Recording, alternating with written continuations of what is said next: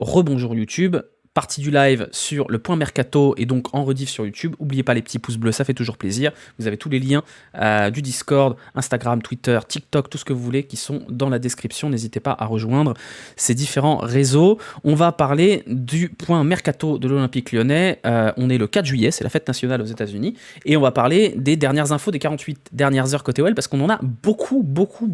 Après un mois de juin où c'est globalement pas passé grand-chose, à part la rumeur Pulisic, là ça y est, ça bouge pour de vrai. Alors on va commencer par les infos les moins rocambolesques, qui sont les infos des départs de jeunes, puisqu'on a eu tout à l'heure l'info, non ça c'était hier, l'info de Yaya Soumaré qui rejoint l'US Orléans. Il était prêté à Bourg-en-Bresse la saison précédente. Voilà, c'est encore un jeune de l'OL qui trouve une petite place dans un club pro. C'est quand même important de le noter, la formation lyonnaise c'est pas que des Benzema, c'est aussi des mecs qui sont à un niveau professionnel honnête et qui sont balancés à droite à gauche partout en France. Et c'est aussi ça d'être un bon centre de formation. Donc on souhaite bon courage à Yaya Soumaré pour la suite de sa carrière. Dans le même ordre d'esprit, on a eu la nouvelle concernant Habib Keïta. Habib Keïta, vous savez, c'est ce milieu défensif qu'on avait très peu vu côté professionnel à l'OL, qui avait été prêté en Belgique, si je dis pas de bêtises, et qui avait fait une très bonne saison en Belgique. Habib Keïta, qui du coup est complètement bloqué à l'OL, parce qu'il n'a pas le niveau pour être titulaire à Lyon. Il y a beaucoup de monde dans son secteur. Habib Keïta, qui a fait un très bon choix de carrière, à mon sens, en allant à Clermont, puisque clairement ça lui permettra d'être visible, de jouer, et c'est un bon petit joueur qui a tout le temps de progresser, il a plein de qualités, et c'est pareil, c'est plutôt pas trop mal vendu, hein. Il a été vendu pour 1 million d'euros, ce qui est plutôt pas mal pour Habib Keïta. Je crois, si je dis pas de bêtises, qu'il était venu d'Afrique, d'un club partenaire.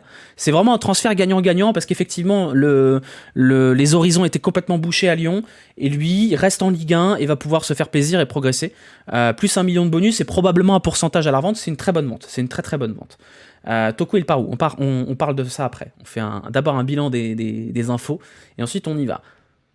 3 infos mercato qui sont tombées là aujourd'hui. La première, c'est l'arrivée imminente de Skelly Alvero. Alors Skelly Alvero, c'est qui? Skelly Alvero, c'est un milieu à plutôt tendance défensive, mais pas que, c'est pas vraiment un pur 6. Qui joue à Sochaux. C'est quoi la particularité de Skelly Alvero? Alors déjà, c'est qu'il a 21 ans, donc c'est pas un tout petit gamin. C'est quand même un joueur avec un petit peu d'expérience déjà. Et la vraie particularité de Skelly Alvero, c'est qu'il fait 2,02 m. Donc c'est un joueur qui est extrêmement physique. Moi, je me souviens, je l'ai vu lors du match Amiens-Sochaux, parce que j'étais au stade, et j'avais été impressionné. Je me suis dit, mais qu'est-ce que c'est que cette tour de contrôle au milieu de terrain, là? Et contrairement à beaucoup de joueurs qui sont très grands et très costauds, il a du ballon, hein. Il a une certaine qualité technique avec des grands compas là. Moi je suis personnellement hyper hypé par ce recrutement. Il arrive à Lyon pour grosso modo 6 millions d'euros tout compris, 4,5 millions plus 1,5 million de bonus derrière. Bon, l'OL profite un petit peu de la situation catastrophique de Sochaux qui vient d'être relégué en national. Mais vraiment, on verra ce que ça donne, hein, c'est jamais une garantie. Mais qu'est-ce que tu foutais là-bas? J'étais là-bas pour le travail. Je travaillais. Si t'étais Bernard Lacombe, tu l'aurais comparé à qui? À Marius Trésor. Quel âge a-t-il? Il a 21 ans. C'est un profil de milieu 6-8, très physique, qui se projette vers l'avant quand même. Vous allez voir, il y a un thread qui arrive juste derrière de Datascout que je vous invite à suivre, et qui vient donc colmater cette case qu'on a beaucoup de mal à colmater. On avait entendu Pathé 6, on avait même entendu des rumeurs Mvila et compagnie. Finalement, on l'a, le milieu très physique que Laurent Blanc adore, qui va nous permettre d'avoir vraiment quelqu'un qui gagne énormément de duels. Il y a une stat qui est sortie sur le compte de Optagen qui nous montrait que c'était le joueur qui gagnait le plus de duels, mais de très loin dans les 5 grands championnats, plus leur deuxième division. Donc c'est vraiment un joueur qui va nous amener ce que l'OL n'a pas vraiment pour le moment, c'est-à-dire un joueur très physique, très fort, très costaud dans les duels. Aujourd'hui, on n'a pas ça. Est-ce qu'il est parfaitement adapté? Est-ce qu'il est immédiatement disponible pour la Ligue 1? Probablement pas, mais c'est une très bonne recrue à mes yeux, et ça prouve que ça bosse un petit peu à l'OL quand même, c'est plutôt pas mal. Un 6 récupérateur, alléluia. C'est pas vraiment un récupérateur pur, hein. C'est vraiment un 6-8. C'est vraiment un 6-8. Quel sera son rôle dans l'effectif, tu penses? Alors, ce que nous dit Hugo, là, juste en dessous de ce tweet, c'est que l'OL cherche toujours un 6 titulaire. Donc théoriquement, il vient pour aller faire la rotation. Effectivement, ça remet quand même un peu en question la place de Johan Le Penant dans cet effectif. Donc peut-être que Johan Le Penant sera prêté. Parce qu'effectivement, si on recrute en plus un 6 titulaire, ça commence à faire embouteillage au milieu de terrain. Là où c'est une bonne nouvelle, c'est qu'on a une deuxième info qui nous est arrivée aujourd'hui, c'est le départ imminent de Thiago Mendes. Alors ça, c'est assez surprenant honnêtement, parce que je m'y attendais pas trop. Thiago Mendes, rappelez-vous, il avait été prolongé parce qu'il lui restait 1 an de contrat. Thiago Mendes touche 250 000 € par mois de salaire, si je dis pas de bêtises. Et on nous annonce que Thiago Mendes va aller à Al Rayyan, au Qatar. Alors ça, c'est franchement surprenant. Comme quoi, bah, on sait vendre finalement. Donc le trade Thiago Mendes, qui a 32 ans, qui touche un gros salaire, contre un jeune à fort potentiel, très physique, et qui va toucher un salaire inférieur, franchement, ce move-là, il est plutôt pas mal. Et force est de constater que les premières nouvelles en termes d'effectifs du côté de l'Olympique Lyonnais sur ce mercato sont plutôt très bonnes. Hâte de voir le billet. Je suis curieux, mais je pense pas que ce sera énorme. C'est déjà bien de pouvoir s'en débarrasser. Voilà, donc ça, c'est les deux infos, on va dire, vase communicant de Thiago Mendes qui s'en va et qui laisse place à Skelly Alvaro. On a une troisième info qui est tombée.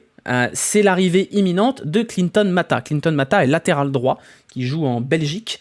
On a une double info, parce qu'on avait des rumeurs de Romain Fèvre qui irait à Séville contre de l'argent plus Gonzalo Montiel, et on nous explique que déjà Gonzalo Montiel, on n'en veut pas, déjà parce qu'il n'est pas très très fort, et en plus parce qu'il a des petits problèmes extra-conjugaux, extra-sportifs qui ne plaisent pas trop à l'état-major du club. C'est bien que l'Olympique Lyonnais, après avoir toléré un Boateng, refuse un joueur pour ces raisons-là. C'est franchement plutôt une bonne nouvelle de voir qu'on s'intéresse aussi à l'extra-sportif.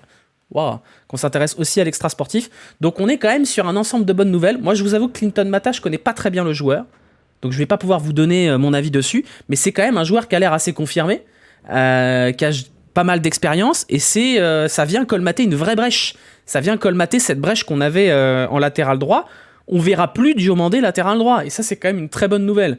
Donc en fait, tous les trucs qu'il fallait cocher là, les postes de latéral droit, épurer le milieu de terrain, le 6 physique et à fort potentiel, ça y est, c'est déjà coché, on est le 4 juillet, putain, mais ça va bien à l'OL en fait. Ça va super bien. Donc voilà, c'est fragile un peu. En vrai, on est là, on est sur un joueur qui va venir accompagner la progression de Saël Koumbedi, donc il n'y a pas besoin non plus d'avoir Willy Sagnol, quoi. Donc voilà, force est de constater, les gars, après avoir passé une saison entière à râler, plusieurs saisons à s'arracher les cheveux sur Bruno Chéroux, que là, les nouvelles sont plutôt bonnes et on va dans la bonne direction. Alors c'est pas fini, il y a encore du taf, parce qu'il y a beaucoup de joueurs qui sont revenus à l'OL il y a maintenant 3 jours et dont il va falloir se débarrasser d'une manière ou d'une autre, mais on nous explique que Romain Fèvre a des touches à droite à gauche et que le transfert se négocie aux alentours des 10-15 millions, ce qui est quand même inespéré quand on voit le niveau de Romain Fèvre à l'Olympique Lyonnais et la situation d'échec dans laquelle il est. Restera Toko Ekambi, dont on peut normalement imaginer qu'il devrait réussir à trouver une porte de sortie, et restera ensuite les vrais gros poids morts que sont Tino Kadewere, Youssouf Koné et Jeffrey Adelaide. Et là, ça risque d'être un peu compliqué. Mais globalement, c'est plutôt pas mal. Donc voilà, on est le 4 juillet, il reste 2 mois de mercato, mais l'OL bosse.